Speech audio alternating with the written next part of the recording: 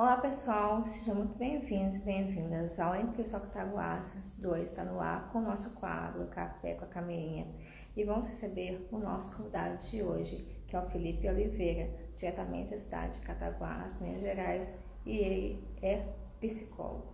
E o nosso convidado de hoje é ele, gente, hoje é o nosso convidado especial. Então, caso você de casa quer participar da nossa entrevista, é só chamar a gente um direct, a gente combina uma data, ok? E um horário.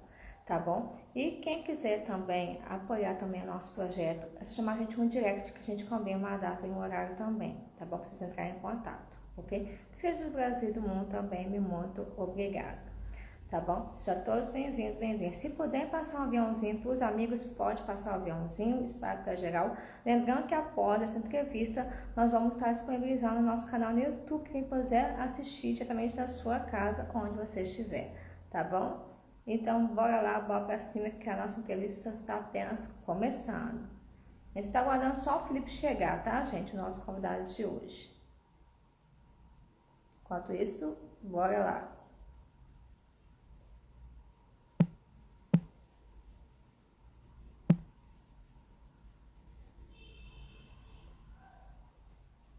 Olá, tudo bem?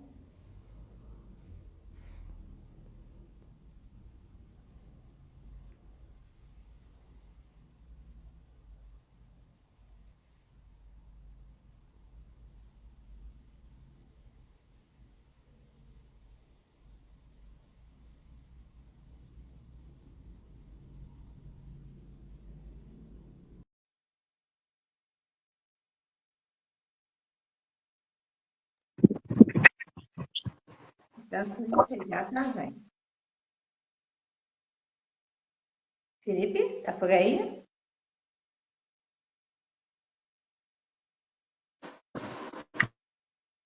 Eu estou tentando.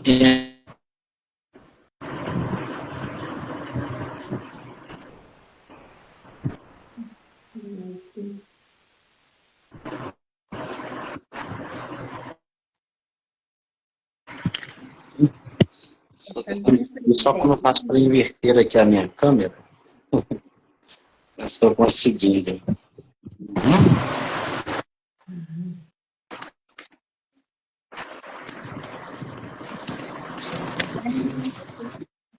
Tá, Camila, como vai? Tudo bem? Bem-vindo, tá? Bem-vindo. Deixa eu falar Obrigado. com o convidado de hoje. Então, ele se formado pelo SESC JF em 2014, com pós-graduação em gestão de programas da saúde da família. Atuou em consultório entre 2015 e 2024. É servidor da Prefeitura Municipal de Itaguares desde 2016 e palestrante em instituições privadas desde 2015. A nossa conversa de hoje é com ele, o Felipe Oliveira. Obrigada por ter aceitado o convite, Felipe. Camila, eu que agradeço, né, o convite. Falando aqui com vocês justamente num mês muito importante, que é o mês de janeiro, onde nós, na saúde, celebramos aí o Janeiro Branco, justamente a campanha de conscientização em cuidados em saúde mental. Com certeza. Felipe, então, a saúde mental tem ganhado cada vez mais espaço nas conversas do dia a dia, seja no trabalho, na família ou nas relações sociais. Em meio das tantas mudanças, desafios, entender esse cuidado se torna essencial. Quando falamos em saúde mental na atualidade, o que mudou nos últimos anos e por que esse assunto se tornou tão urgente assim? Na sua opinião, assim, o que você falaria para nós, Felipe? Essa, Camila, é uma excelente pergunta. A gente precisa voltar um pouquinho no tempo para entender por que a saúde mental vem ganhando força e de que maneira a gente vem tentando fazer para que isso continue acontecendo. Há alguns anos existia um preconceito muito grande de falar sobre saúde mental, porque ainda se tinha aquela cultura dos antigos hospitais psiquiátricos, manicômios. Então, falar de saúde mental normalmente era atribuído à questão do adoecimento mental, transtornos mentais, a dita loucura, vamos dizer assim. E aí, através de campanhas de conscientização, principalmente das últimas 2 décadas para cá, né, a psicologia vem ganhando forma, a reinvenção da psiquiatria também, né, que é um aliado dos tratamentos em saúde mental, a gente foi conseguindo quebrar um pouco dos preconceitos. E a gente teve ali, né, de 2020 a 2023, um fator determinante para que a saúde mental se tornasse uma prioridade na vida das pessoas, que foi a pandemia do coronavírus. Quando veio a pandemia, né, muitas pessoas que já sofriam com o estresse e a depressão tiveram um agravamento dos quadros, né, pela questão do lockdown, né, o isolamento social, o medo realmente de contrair a doença, transmitir a outras pessoas, medo de morrer ou de perder familiares e pessoas próximas, né. Então, assim, a pandemia da Covid trouxe para nós um aumento dos casos de estresse, depressão principalmente, e até pessoas que nunca tinham percebido a ansiedade ou sintomas depressivos de uma forma mais agravada, começaram a sentir. Foi onde as pessoas tiveram essa atenção, né? Precisamos cuidar também da saúde mental do jeito que cuidamos da saúde do corpo. Então, Felipe, o ritmo acelerado da vida moderna tem imposto muitas cobranças e expectativas das pessoas, o que reflete diretamente no bem-estar emocional. Dentro dessa realidade, quais são os sinais mais comuns de que a saúde mental pode estar precisando de atenção? Fala para nós. O século XXI trouxe para nós uma mudança de estilo de vida muito grande. É muito comum a gente ouvir pessoas dizendo o seguinte: tenho tempo para tudo, tempo para todos, menos tempo para mim. A gente vive num mercado onde você tem que trabalhar para dar resultados, o tempo parece estar mais curto, quando na verdade nós é que estamos correndo demais e não vemos o tempo passar. Então, o que acontece? Por todo esse desgaste cotidiano que nós temos, a gente consegue perceber sinais de adoecimento quando a gente começa a lidar com frequência com sintomas como uma irritabilidade frequente, uma tristeza que mesmo não tão grande, mas que está sempre ali se fazendo presente no dia a dia, desmotivação, perda de prazer em atividades que antes eram prazerosas, o abandono dessas atividades, distúrbios ali do sono e da alimentação.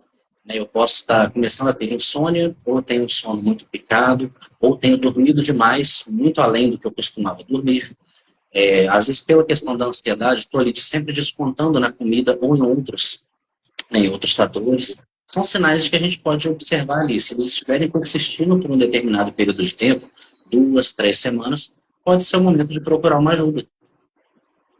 Sim, boa dica. Então, no dia a dia da atuação profissional, é possível observar algumas situações que se repetem com mais frequência. Na sua experiência profissional, quais transtornos mentais aparecem com mais frequência hoje? Hoje, Camila, os transtornos da mente que mais têm aparecido para nós estão sendo a ansiedade e a depressão, né? Outros transtornos da mente, a gente ainda lida muito, né? A esquizofrenia, a bipolaridade, transtornos de personalidade de uma forma geral, mas a depressão e a ansiedade têm sido aquelas que mais aparecem, e é uma coisa que deixa a gente em alerta. Eu lembro de ler uma pesquisa em 2023, que até o ano de 2030, o maior número de afastamento do trabalho se daria em função da depressão. E em março do último ano, eu li uma pesquisa feita justamente em 2023. E adivinha quais foram as duas maiores doenças mais diagnosticadas? Depressão e ansiedade. Por outro lado, a notícia é boa. Foram também as doenças onde as pessoas mais procuraram ajuda. Sim, boa.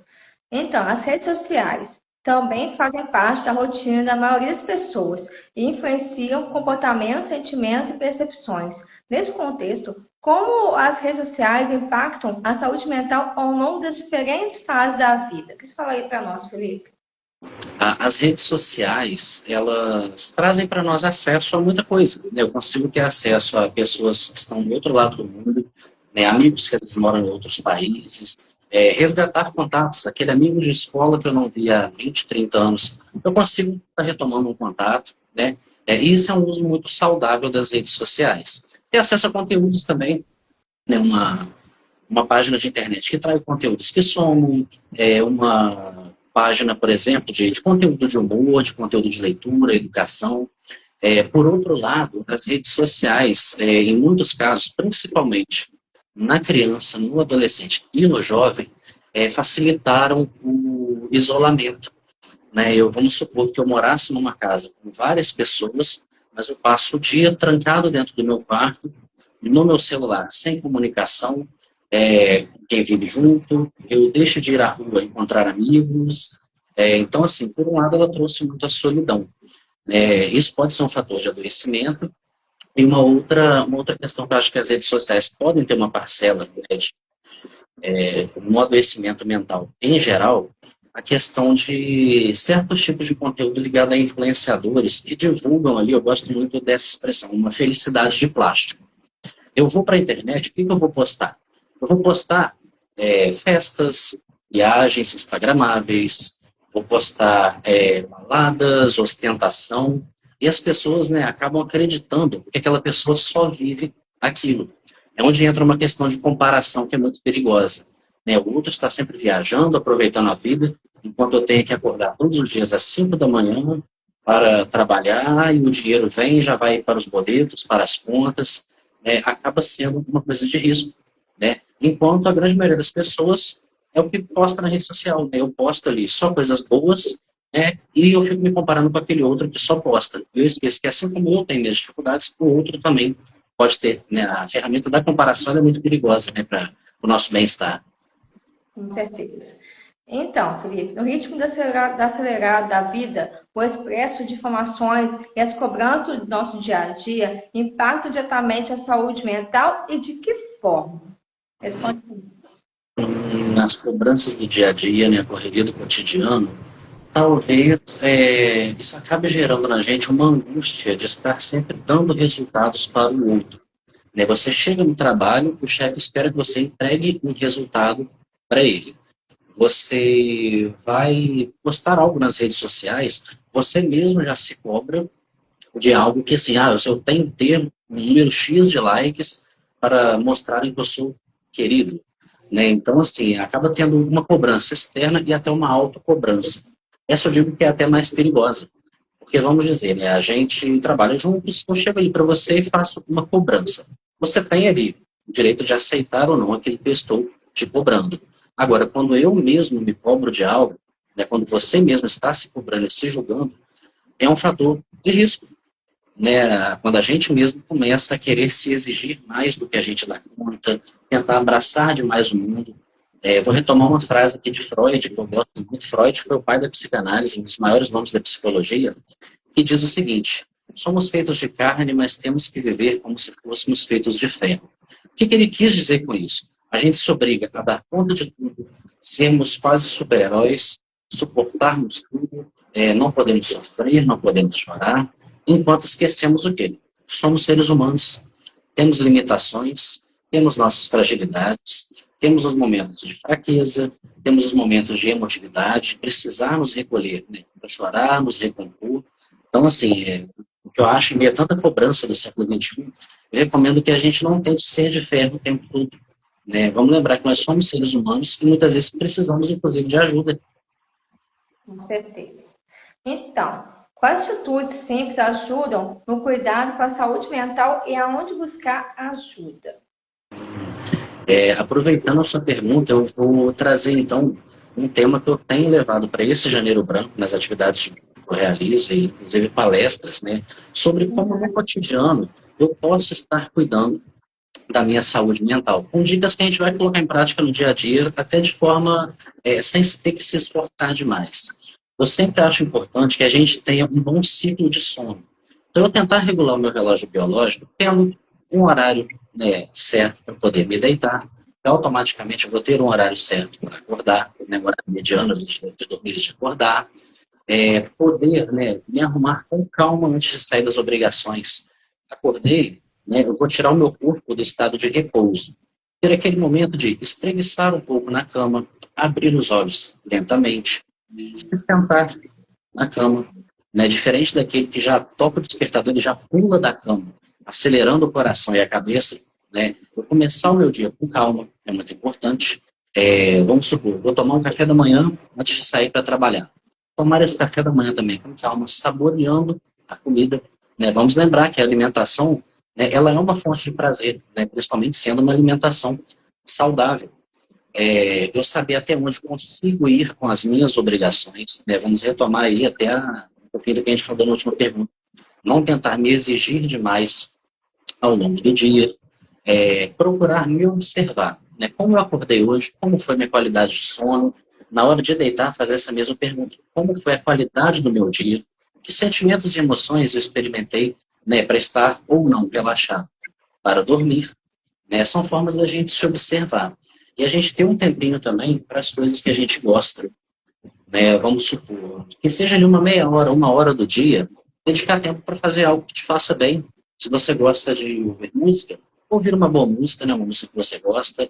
Se você gosta de cozinhar, tirar um tempo para cozinhar aquilo que você gosta. Se você gosta de leitura, ter um tempo para leitura. Estava, inclusive, fazendo uma breve leitura aqui enquanto te aguardava. O que mais podemos dizer? Dar um tempo para não fazer nada também. Recompor as energias, não fazer nada, pensar um pouco na vida, refletir sobre ideias, projetos, né? Essa autoobservação que eu falei agora, socializar, né? A pandemia nos ensinou quão ruim é ficar isolados dentro de casa. E hoje uma cena muito comum que a gente vê, né, em restaurantes, bares, lanchonetes, são mesas ali com 4 ou 5 pessoas e cada uma ali no seu aparelho celular. Quando conversam umas com as outras, é aquela coisa do tipo, você viu o que eu te mandei? O outro diz sim, ou curtir. Então a gente guardar os celulares na hora de estar em grupo, né, ter ali o olho no olho, cara a cara, que é muito importante, saber como está a vida do outro, contar sobre nós, né, promover um diálogo, né, prática de atividades físicas, que é muito importante, né, tem uma relação direta da saúde do corpo com a saúde da mente. Quando a gente faz uma atividade física, seja ela qual for, uma breve caminhada, dança, musculação, natação, o cérebro produz um hormônio chamado endorfina. E quais são as sensações que a endorfina me causa? Prazer, bem-estar, relaxamento, gratificação. É como se fosse um remédio natural, né, contra a ansiedade, contra sintomas depressivos. E se nada disso ainda estiver funcionando, não ter o medo e o preconceito de procurar uma ajuda profissional. Né? Do mesmo jeito que quando a minha pressão está alta, eu procuro um profissional que entende da saúde do coração.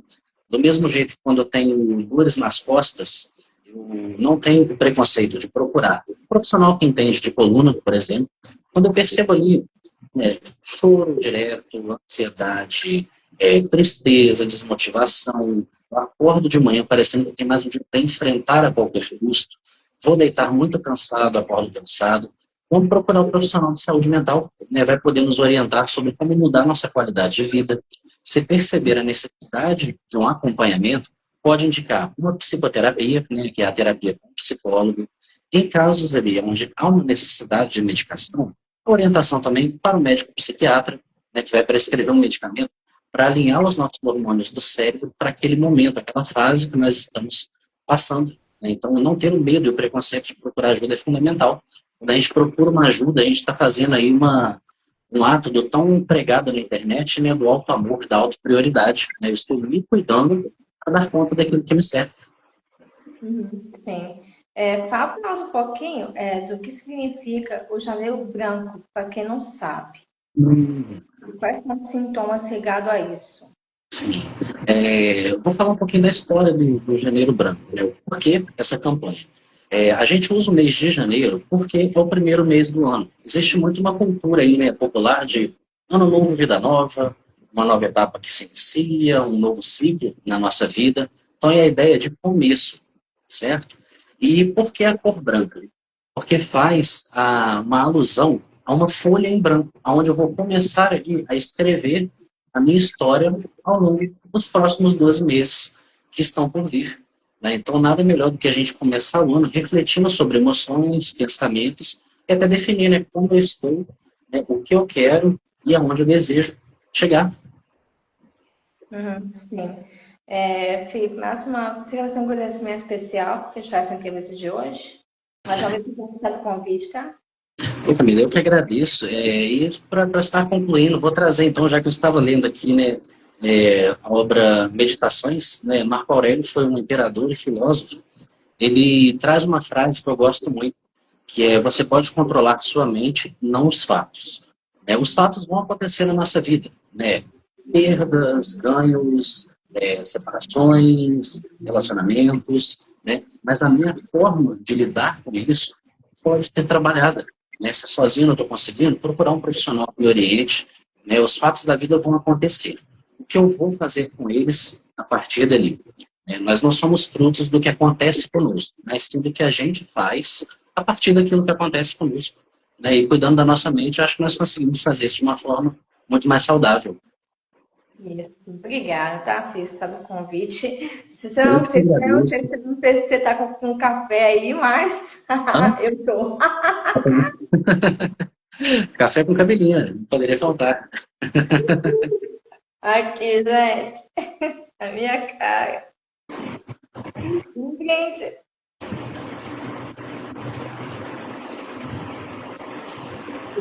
me proteja sempre, tanto eu e você. Obrigada, Eu Felipe. que agradeço, Camila. Tudo de bom. Um grande abraço para todos.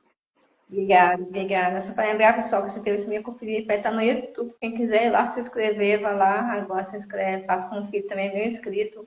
Então vai lá, Guga, curte, comente, compartilhe com os amigos e ative o sininho, tá bom? E aqui no Instagram, segue a gente, né, Felipe? Arroba Sabotaguados 2 no Instagram. Com Aqui é certeza. Felipe, onde falei, né? Onde tem um xizinho, você pode sair, porque aí eu vou despedir todo mundo de novo e vou Ah, fechar. Tá? perfeito. Então, Camila, muito obrigado. Tudo de bom. Bom restinho de semana. Obrigada, fique com Deus. Isso. Obrigada, pessoal, por assistindo essa entrevista desde o começo até agora. Muito obrigada. Deus abençoe a cada um de vocês. Esse restinho de mês de janeiro, né? Terminando com o pé direito. E a gente vai retornar agora em fevereiro, terminando, né? Começando o ano ainda com o pé direito. Então, quem quiser participar da entrevista, fique à vontade. Chama a gente no direct, que a gente cobre uma data e um horário. Caso quer participar de forma online, quem é fora de Cataguases e quem é de Cataguases, Minas Gerais, e algumas regiões da zona da Mata Mineira, quer participar presencialmente, nos entre em contato também através do nosso direct. Quem quiser se inscrever no nosso canal no YouTube, vai lá, se inscreve agora no YouTube, Entre os Octaguases 2, vai lá, se inscreve, curte, comente e compartilhe com os amigos e ative as notificações, onde você será notificada e pode assistir todas as entrevistas completas, tanto no YouTube quanto no nosso Instagram aqui também. Quem quiser também seguir a gente na nossa página no Facebook, é só procurar Entre os Octaguases 2 no Facebook também. Essas são nossas redes sociais. Fique com Deus e até a próxima. Você está no Café com Camelinha, no Entre os Octaguases 2. Deixo meu beijo, um abraço ao mundo. Fique com Deus e até a próxima.